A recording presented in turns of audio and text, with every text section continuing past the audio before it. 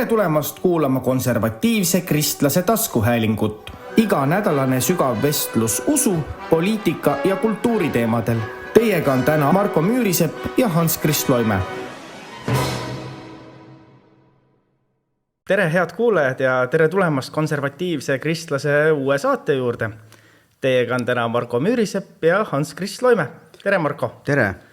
Aga jah. Et siis täna räägime, täna meil esimeses blogis on meil kohe siuksed kaks väga huvitavat teemat. Üks on siis Keskerakonna konverents, mis toimus nädalavahetusel Paides. Ja teine on siis väga huvitav teema, mis on Tallinna linnaosa vanemad. Ja. Et hakkame siis kohe pihta, et Paides valiti siis uuesti ametisse Mihhail Kõlvart. Ja, aga ma mainiks kõigepealt seda, et nad korraldasid oma partei konverentsi pühapäeval ja ma arvan, et see ei ole päris sobilik päev kristlaste jaoks partei konverentsi korraldamiseks, sest pühapäev on ju teada tuntud kirikupäev ja nad oleks pidanud ikkagi jätma selle Jumala päeva Jumala ja perepäeva jätma vabaks oma liikmetele. Nii et selle koha pealt on Keskerakond konservatiivse kristlase noomituse ära teeninud. Aha, okei. Et siis oleks järgmine kord siis on teada, et tuleb valida mõni muu päev. No, et kui sa soovid konservatiivse kristlase heakskiitu, siis on partei konverentsi jaoks parem mõni muu päev valida. Aga lähme siis, sa kuulasid hoolega Kõlvarti kõnet, nagu ma aru sain, et mis olid need asjad, mis sa tundsid ära, et mis on õige ja mis oli selline nagu, räägime siis natuke sellest ka, mis ei olnud õige? Jaa, see oli väga huvitav kõne, et ma arvan, et see kõne vist oli pärast seda, kui ta oli juba valitud, see oli vist juba nagu võidukõne, et igal juhul algas see kõne sellest, et talle läheb hinge 1,2 miljoniline võlg, mis nende erakonnal on. Ja siis muidugi, kui nüüd mõelda, et mis võlg see on, siis sellele võlale see võlg oli siis põhimõtteliselt seotud nende trahviga, mis nad said, 1 miljonilise trahvi. Ja teine lugu on see, et kui ma hakkasin edasi uurima, siis ma leidsin, et nad võtsid laenu selle võla peale ja nad andsid 12 Keskerakonna liiget andsid käenduse. Nii et põhimõtteliselt nagu Jeesusel 12 apostlit, kes on siis nüüd oma isikliku varaga siis käendanud Keskerakonna võlga. Et põhimõtteliselt nüüd on näha, et nendel Keskerakonna juhtidel on nagu, seda öeldakse, own skin in the game, et nad on nagu oma rahaga nagu selles parteis mängus. Et sellepärast võis ka kiire olla neil, et tagasi võimupiruka juurde saada. No võib-olla, aga igal juhul tublid nad on sellepärast, et nad on ju suutnud teha korraliku kampaania sellises seisus, kus on põhimõtteliselt nagu Ameerikas, saad aru, et antakse nagu mingid kõvad trahvid ja siis need kõvad trahvid peaksid korrigeerima põhimõtteliselt ettevõtete või organisatsioonide käitumisi ja paistab, et need toimisid ja nii see on. Jaa, väga huvitav on tõesti see ka, et sa seda siin välja ei toonud siin skriptis meil, et Jaak Madisson, aseesimeheks. Jaa, muidugi. Ja. Tema mul siin pärast räägin tast rohkemalt, aga tõesti, nagu me näeme, on tal siis tõesti tal õnnestus saada Keskerakonna aseesimeheks aga neid muidugi oli rohkem neid aseesimehi, et selles suhtes ma arvan, et ei ole hullu. Jäi mulje, et ta ise nagu üldse ei saanud aru, et teda nagu valiti või ta oli üles antud, et selline, et kui intervjuus rääkis, siis oli selline tunne nagu, et see tuli üllatusena talle. No ja võib-olla, ma ei tea, aga ütleme, see on üks asi, mille juurde ma saate teises osas või arvatavasti tulen, et Keskerakonna bipolaarsusesse kuulub see bipolaarsuse valdkond, et kuidas siis nagu kes nüüd siis valiti, seal valiti siis kindlasti Yana Toom ja siis Jaak Madisson, mõlemad siis põhimõtteliselt aseesimeesteks ja siis saame seda nägema. Aga ma tahaks alustada sellest, et Mihhail Kõlvart siis tõi välja, et Eestis on 263 000 inimest elavad vaesuses ja 45 000 elavad absoluutses vaesuses ehk 1/4 elanikkonnast on kasvanud vaesus elavate laste arv, et see oli see, millega ta nagu alustas ja ta räägib, et 20% Eesti lastest elab vaesus, et see on see rõhk, millega ta hakkas minema ja see rõhk siis muidugi ta tõi veel välja seda, et on sündide arv on langenud 100 aasta madalemale alla 10 000 ja et meil on demograafiline kriis, aga tegelikult ta ütles, et see on 30-35 aastat olnud juba, et alles 35 aastat tagasi oli meil taastooteks vajalik koefitsient 2,1 ehk mis see nagu mis siis nagu, mis ma võtan siit sellest meie eelmise saate vaate, siis tegelikult see on nagu väga vasakpoolne sissejuhatus oma esinemisele. Ja ta toob nagu esile sellised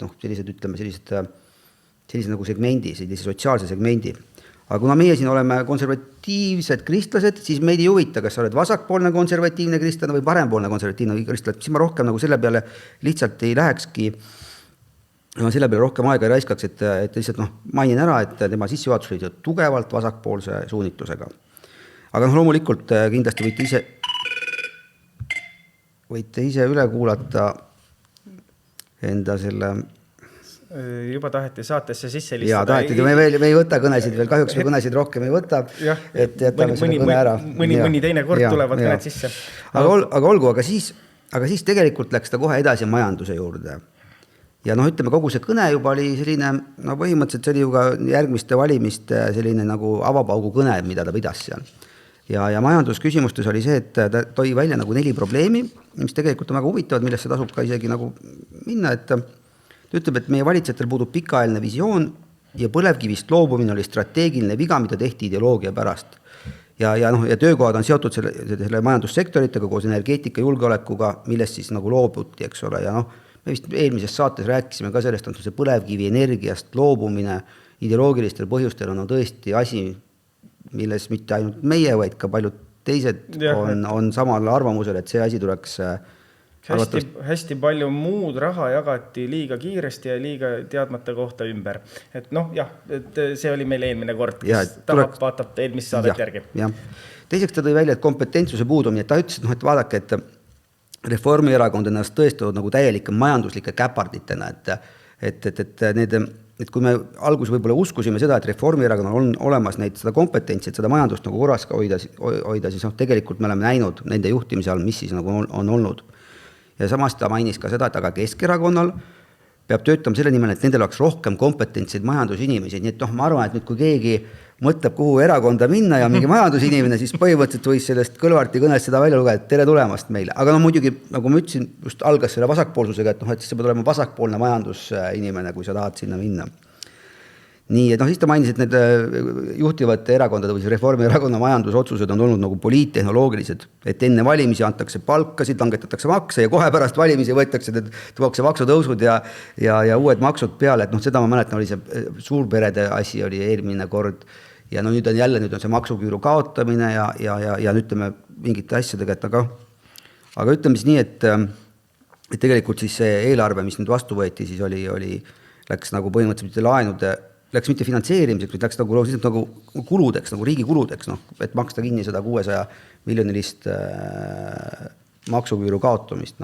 Ja me oleme siin muidugi 4,5% defitsiidis, mis on siis samasugune nagu aastal 2008 majanduskriisi ajal Euroopa Liidus, aga me ei ole enam majanduskriisis, nii suures majanduskriisis. Ja mida siis mainis, et talle meeldis nagu pangamaks, et järgmine asi, mis me siin võime Keskerakonnast nagu näha, on see, et kui nemad võimule pääsevad või siis nemad sooviksid kindlasti pangamaksu, sellepärast, et ta tõi nädit, et Leedus on, Lätis on, Poolas on, eks ole, aga meil siis tõestati kõiki muid makse, aga pangakadele meil makse ei pandud.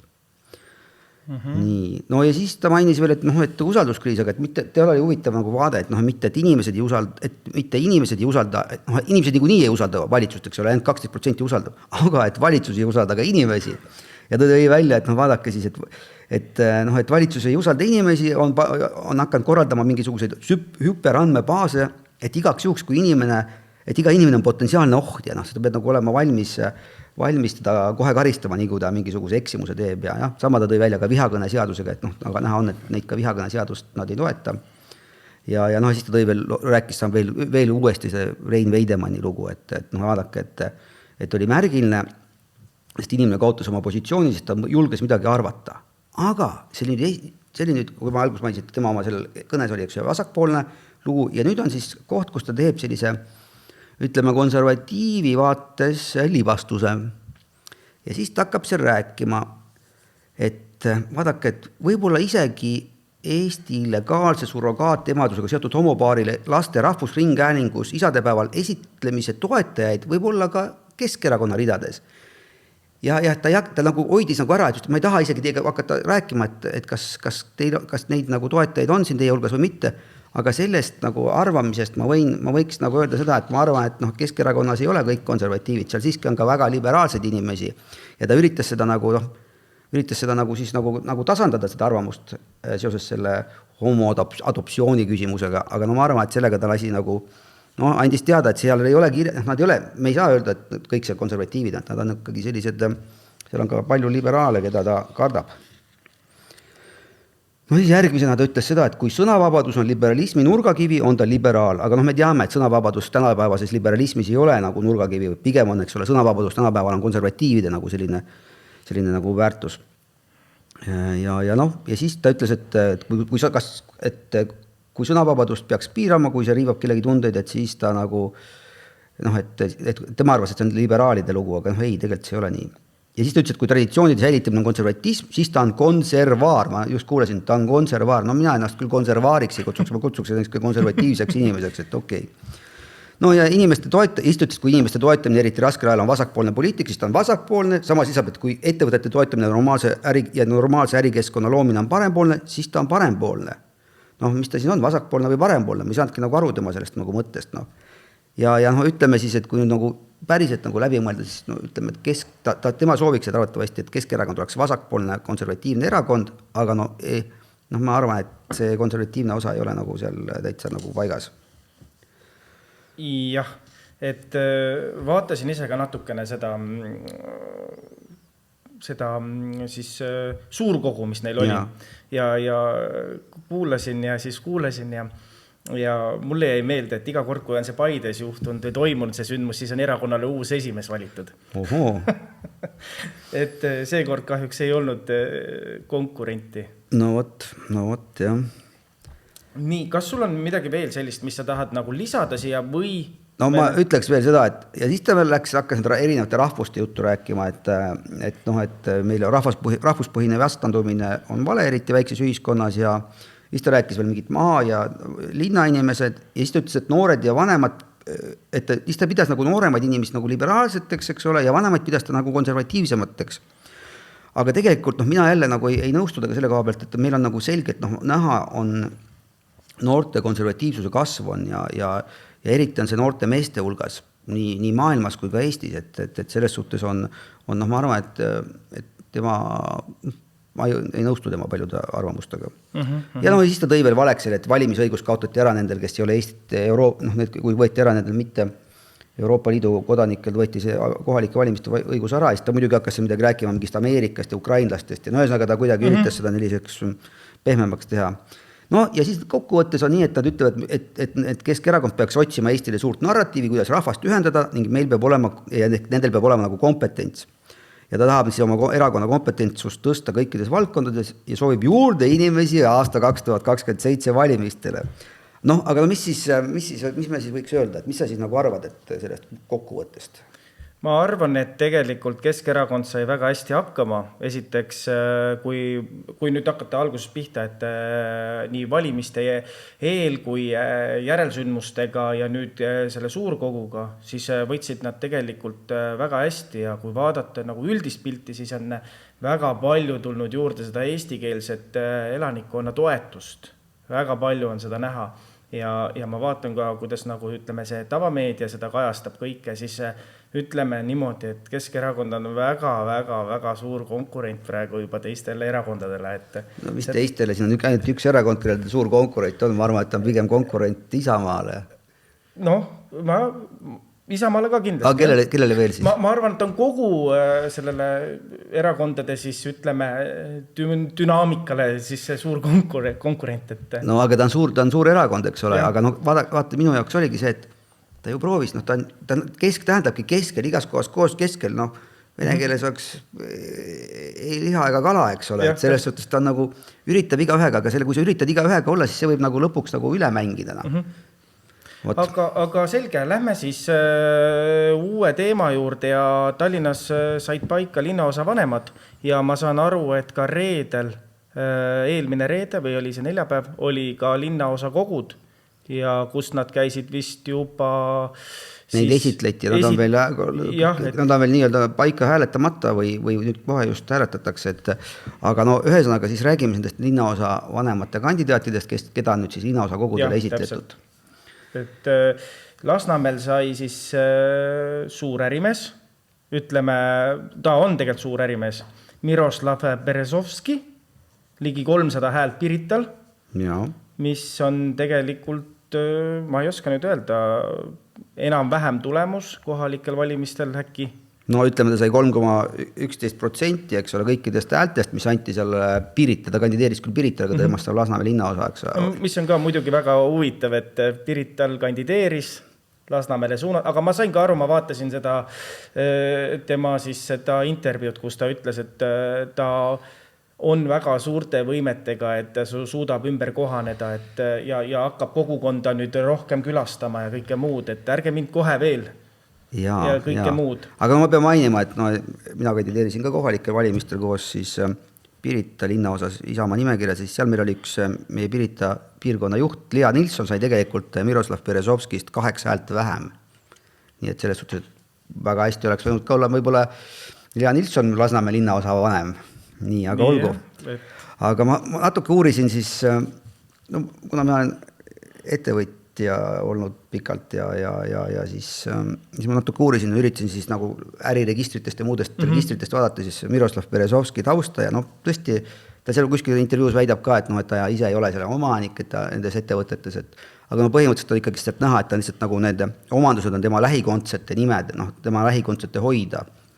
Ja tal on päris palju firmasid, eks ole, ja isegi ma näiteks üks firma on kunagi mingid kirjas nagu laenuäri olnud, et kes teab, et siis linnaosa vanem on meil väike laenuhai olnud. Ma vaatan, et sa oled toonud siin välja jälle siis Postimehe häälekandjast 7 küsimust, millele ta ka siis vastas, eks ju. Et kas homopaaridel peaks olema õigus lapsi adopteerida? Miroslav ütleb ei. Kas abielu peaks olema ainult mehe ja naise vahel? Ei, jah. Kas transsooliste õigused on teema, millega riik peaks rohkem tegelema? Miroslav ütleb ei. Kas Eesti peaks piirama sisserännet kultuuriliselt väga erinevatest riikidest? Tulevane Lasnamäe linnaosa vanem ütleb jah. Kas sündimuse tõstmiseks peaks riik tegema rohkem meetmeid? Tema ütleb jah. Kas sõnavabadust peaks piirama, kui see riivab kellegi tundeid? Miroslav Berezovski ütleb ei. Kas on õige, kui naine seab karjääri, pere ja laste kasvatamise ettepoole? Tema ütleb pigem ei. Ütleme nii, et põhimõtteliselt on nagu maksimaalselt konservatiivne välja arvatud selle viimase küsimusega, kus ta siis oli nagu pigem ei, mitte kindel ei. Et aga kas me natukene räägime temast veel või lähme kohe? Aga vaataks, ma tahaks tema parempoolsust ja vasakpoolsust mõõtvaid küsimusi vaataks ka. Okei. Et kas sa küsid? Jah, et kas rikkad peaksid rohkem makse maksma? Ja Miroslav Berezovski arvab pigem jah, ja nagu näete, on siis progressiivse tulumaksu toetaja mees, kes ise on kinnisvara arendaja ja võib-olla isegi laenuhai, nii et see ongi, tema nagu täpselt õiges kohas, tema ongi selline, sobib sinna Keskerakonda. Kas ettevõtted peaksid rohkem makse maksma? Siin ta arvab, et pigem ei, näete, siis ta ei ole kindel selle, ta arvab, et ei peaks rohkem maksma. Kas riik peaks päästma raskustesse sattunud firmasid? Vaadake, ta arvab pigem ei, mis tähendab, ta on nagu parempoolne. Kas riigile kuuluvaid asju peaks rohkem erastama? Nüüd ta arvab, et pigem jah, näete, et selle ütleb, et ta toetab, et oleks rohkem eraomanduses. Kas inimesed peaksid ise rohkem pensioni eest vastutama? Tema arvab jah. Kas riiklik alampalk on vajalik? Tema arvab pigem jah, ja siin on tegelikult täpselt samate vaadetega Urmas Reinsaluga ja ka siis ja ka kristlikust vaatest on minu meelest see õige, nagu me rääkisime eelmises episoodis. Ja kas majanduskasvu ja töökohti võib toetada ka keskkonna arvelt? Ta arvab jah, see on nüüd selgelt parempoolne vastus, mis läheb tegelikult vastuolu kristlike väärtustega, kuna Jumala poolt on loodus loodut ja me ei peaks seda rikkuma. Aga sellest oli meil eelmises episoodis rohkem juttu nii. Aga selgelt majanduskogemusega mees, kes minu arvates on pädev seda linnaosa juhtima ja see, kas ta on kristlane või mitte, ei saanudki teada, aga konservatiiv on ta kindlasti. Kesklinnas on meil selline mees nagu Nikita Groznov, 115 häält. Jah, see on 0,42% antud häältest. ei oska nagu midagi tema kohta öelda. Mina esimest korda kuulen temast üldse. Ma saan aru, et ta on ennem olnud, nagu välja toodud, on siis Nõmme linnaosa vanema asetäitjana. Et jah, et midagi eriti ei oska tema kohta arvata, et suhteliselt uus nägu võib-olla siis, ütleme niimoodi, ütleme siis avalikkusele võib-olla, aga siiski ta on ju meil Yana Toomi mees, nagu me näeme, lugesime, et ta on siis töötanud viimati tema büroos ja noh, aga me ei oska öelda, et kas ta on konservatiivne või parempoolne, sest ta ei ole nagu selle vastanud nendele Postimees hääleandja küsimustele. Aga noh, igal juhul oma magistritöös uuris ta politseiga ette, kuidas nad suudaksid võltsa süülitaotlejaid ära tunda, et noh, ma arvan, et ta peaks võib-olla hoopis mingit muud tööd tegema. Et jah, et mõnikord on selline hea kogemus, võib-olla aitab mõne muu töö juures. Nii, aga lähme siis edasi. Pirita, sinu piirkond? Ja minu piirkonnas siis oli Kaido Saarniit, kes oli endine Pirita linnaosa vanem, arvatavasti temast tuleb uuesti Pirita linnaosa vanem, igal on meie linnaosa kogus kiitsime ta heaks, ta sai 1147 häält Pirital, ehk siis 11,9, 12% praktiliselt kõikidest antud häältest. Ja noh, ta oli linnaosa vanem 2022 kuni 2024 ja tal on kogemust selle jaoks ja noh, omavahelistes vestlustes, kuna me olime palju puutusime kokku seal kandideerides, siis on ta jätnud endast selgelt konservatiivse mehe mulje, kes juba üle 2 soo ei tunnista ning teeb nalja nende üle, kes seda bioloogilist fakti ei tunnista. Et no selles suhtes nagu muhe mees, eks ole. Jah, okei, ta ei ole küll kiriku liige, aga samas pole ta ka ateist, ja ma arvan, et tal on arenguruumi on, no ütleme just selle nagu konservatiivse kristluse vaatenurgast. Aga mis sa arvad? Sina kandideerisid otse ju ka samas piirkonnas, eks ju, et ilmselt puutusid väga palju temaga kokku, et oli tal hea kampaania siis, et see 1147 häält tuli? Oli. No ütleme, tegelikult on nii, et noh, Keskerakonna inimesed tegid kohalikel valimistel Tallinnas tegid väga korralikku tööd. No. Nad olid alati kõikides kohtades väljas, kus võis väljas olla ja nad olid ka mitmekesti väljas, nad panustasid, nad olid hommikust õhtuni, et noh, ma ütlen, et nende organisatsioon on väga hästi organiseeritud oli ja mul oli tõesti suur austus nende vastu. Ja samamoodi sellest eelmisest, kellest saab Lasnamäe linnaosa vanem, eks ole, Miroslav Berezovski, ta käis igal kliendil järgi, igal valijal, ta käis igal võimalikul valijal järgi ja pakkus endale vett ja rääkis oma juttu. Et ütleme, et need 2 meest on kindlasti välja teeninud oma koha linnaosa valitsuste juhtidena. Ja nüüd on järgmine. Ja, Isamaast. Ahti Kallikorm kesklinnas kandideeris 285 häält, 1,04% siis häältest. Ja ta oli ka enne kesklinna vanem ja on pikalt enne siis Margus Linnamäele kuuluva Magnum Medical ravimite hulgimüüjas töötanud, olles viimati isegi juhatuse esimees. Aga mulle meeldib tegelikult Ahti Kallikormil on palju artikleid olnud, et ta on selline, ta kirjutab vahetevahel neid luuletusi Facebooki ja siis ta on Postimehele töid teinud, et selles suhtes on ta nagu mitmekülgne, mitte ainult nagu majandus, ma ei vaataks tema koha pealt. Ta jõuab palju. Ja noh, linnaosa vanematest on ta kõige parempoolsem ja selgelt keskmisest kõvem konservatiiv ja noh, võib-olla siis vaatame isegi tema neid vastuseid ka, noh. Kas homopaaridel peaks olema õigus? Ta ei vastanud, jättis seda, ta ei vastanud. Ja okei, lähme järgmine. Kas abielu peaks olema ainult mehe ja naise vahel? Ta ütles pigem jah, ehk tal puudus konkreetne jah-arvamus, aga ütleme, et homoküsimuses ei ole ta homoküsimus ei ole radikaalne konservatiiv, aga ta on konservatiiv. Kas transsooliste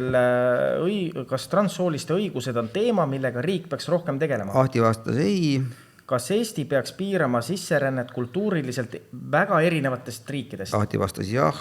Kas sündimuse tõstmiseks peaks riik tegema rohkem meetmeid? Ahti Kallikorm vastas jah. Kas sõnavabadust peaks piirama, kui see riivab kellegi tundeid? Ahti Kallikorm vastas ei. Kas on õige, kui naine seab karjääri, pere ja laste kasvatamise ettepoole?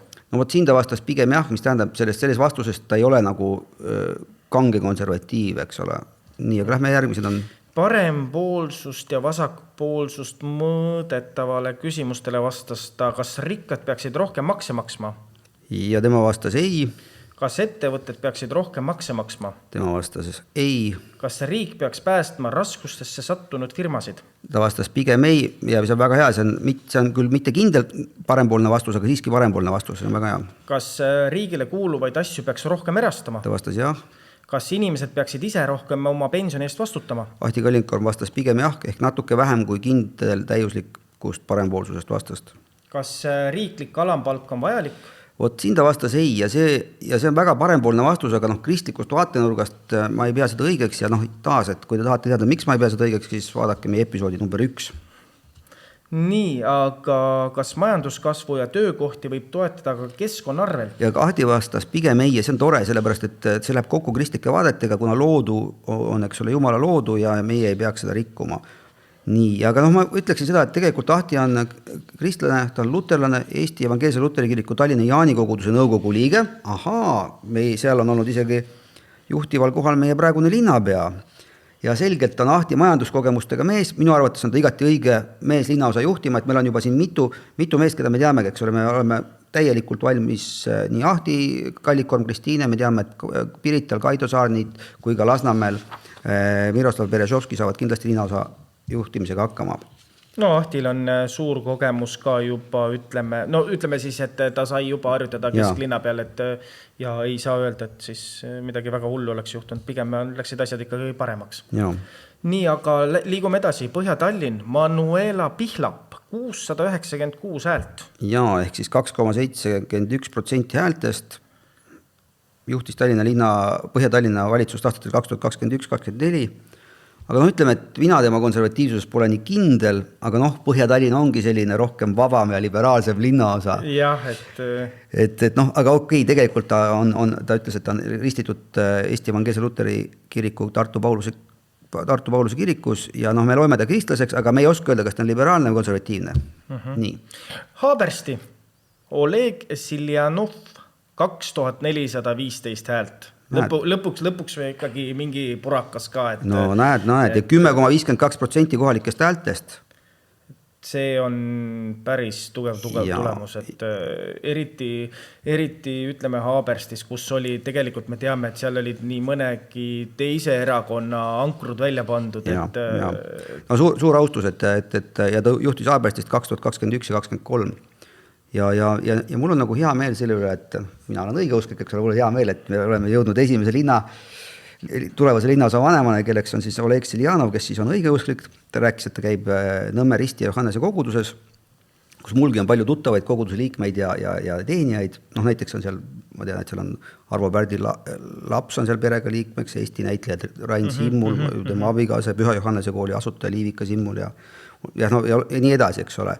Aga igal juhul näiteks on seal Oleg Šaikovski, kes on endine IT-valdkonna tippjuht Nortalist ja praeguse Püha Johannese kooli gümnaasiumi juht ja füüsika ta õpetada aitava startup-pidu asutaja. Tegelikult aitasin ma ise ka Püha Johannese kooli alguses kaasa finantsteemade nõustamisega. Nii, aga siis Mustamäe. Aga enne kui me läheme Mustamäe, ma näiks veel seda, et igal juhul on see hetkel kuulub see Eesti kristliku õigeusu kirikusse, ehk see on osa Moskva patriarhaadist on see õigeusu kirik, aga igal juhul ma olen täiesti kindel, et see on üks hea kandidaat ja mul on hea meel selle üle, Oleg Siljanovi üle. Mustamäe, Maarja-Liisa Veiser, 1282 häält, 4,53% kõikidest häältest. No ja ta jätkab ju Mustamäe linnaosa vanemana.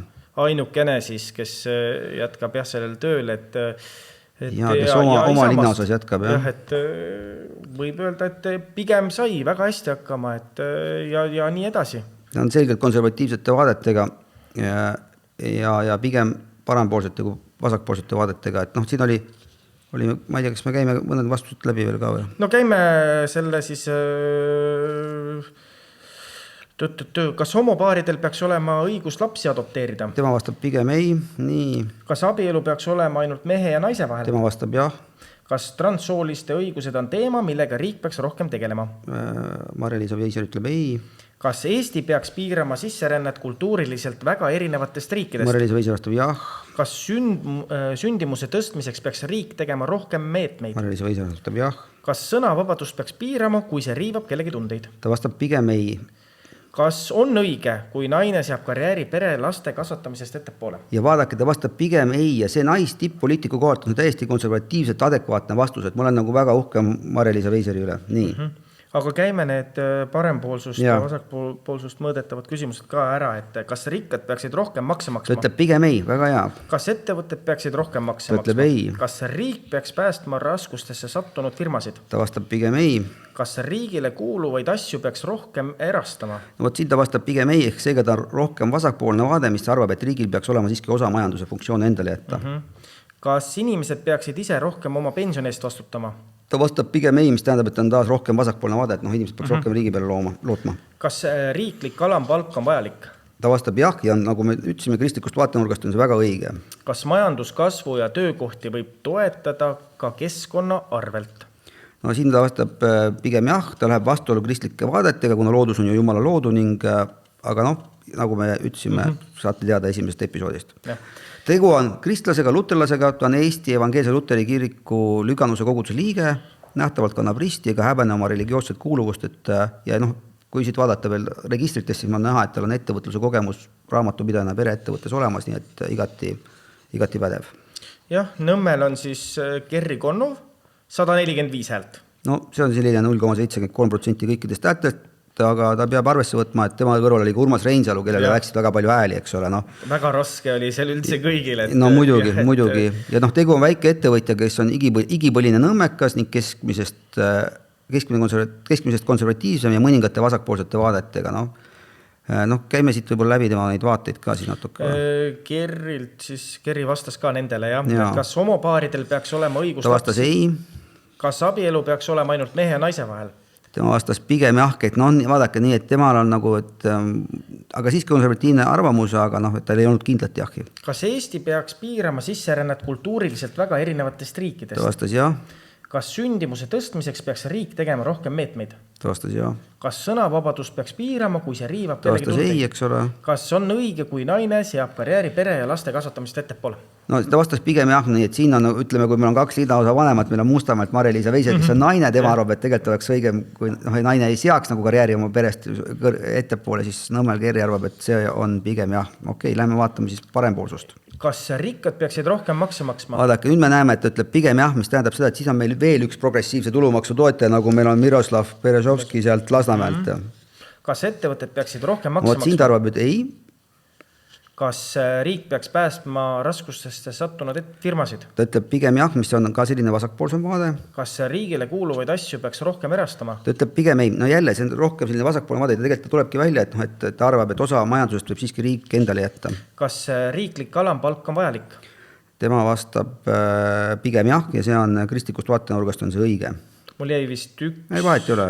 Vahel, aga... No, kas inimesed peaksid rohkem oma pensioni eest vastutama, ta vastab ei, ja see on nagu selgelt vasakpoolne vaade, vaadake, ta arvab, et inimesed peavad rohkem riigile toetuma.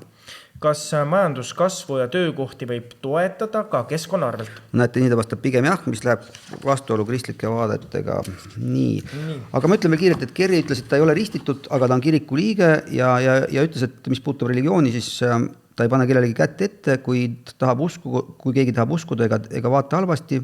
Ja samas tal on palju tuttavaid, kes on usklikud ja ta usub, et see teeb tegelikult inimesed paremaks, kui nad usuvad. Seega, et keegi hoiab sul pilku peal.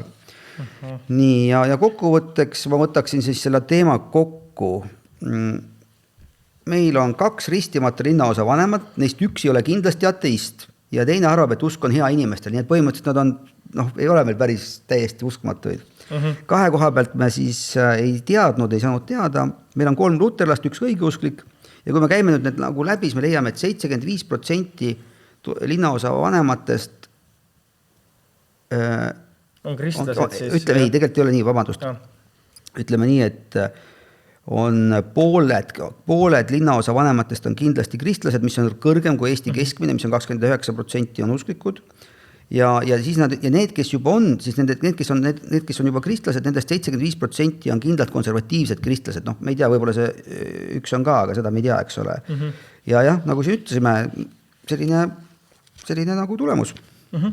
Aga järgmine kord on meil jõulusaade ja siis me räägime üldse, miks me seda teeme, kes me oleme ja muud sellist jõulujuttu. Ja kas me teeme üldse saadet üldse edasi, eks? Just seda räägime ka. Nii et kindlasti kuulake järgmisel kolmapäeval kuulake meie saadet, siis on juba 23. ja saate teada veel rohkem meist. Täpselt. Teiega olid saates Marko Müürisepp ja Hans-Kris Loime. Kõike head. Head aega.